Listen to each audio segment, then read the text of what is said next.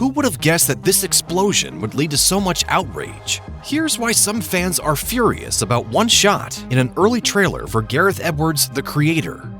Rogue One, a Star Wars story, premiered to widespread acclaim in 2016, and director Gareth Edwards' first feature since, titled The Creator, hits theaters on September 29th. While anticipation is high, The Creator courted some controversy prior to its release over a scene in its first trailer. 10 years ago today, the artificial intelligence created to protect us detonated a nuclear warhead in Los Angeles.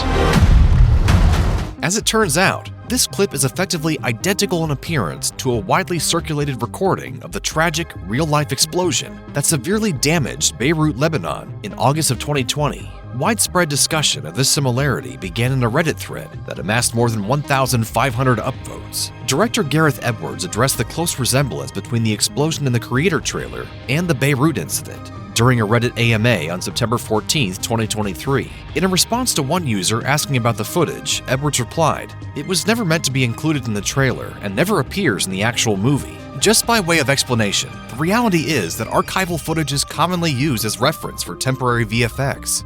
In this particular case, it appears that someone apparently messed up and neglected to replace or remove the explosion sequence before the trailer's official release. Before Gareth Edwards explained that the controversial explosion was never intended for the final version of the Creator trailer, users on the VFX subreddit discussed at length how it might have ended up making the final cut and shared what they thought about its inclusion. In the thread's top comment, a user who said they had more than 24 years of VFX experience explained that whoever holds the rights to the original Beirut explosion footage is technically allowed to sell or distribute it through whatever channels they might want. However, ethically, they didn't think its inclusion was right and theorized that it was likely meant to be used just for reference. Meanwhile, another user brought up the fact that various VFX companies contributed to the film's extensive special effects, meaning that it was unlikely Edwards was aware of what had happened.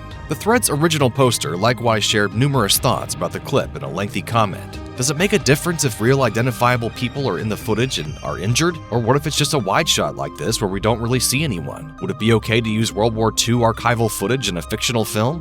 While Edwards has since clarified its inclusion was a mistake, these questions are, of course, valid all the same. The explosion in Beirut, Lebanon killed over 200 people and injured an estimated 7,000 more. The event is still fresh in the collective memories, so it's understandable why the trailer for The Creator left a bad taste in some people's mouths, even if it was a mistake. One Reddit user expressed fear that the shot might actually make it into the film. We don't consider inspiration unethical, but this is unethical because they are completely different. It's one thing to be like, hey, here's what an explosion would look like. Let's make ours look like that. It's another to actually exploit it in the film.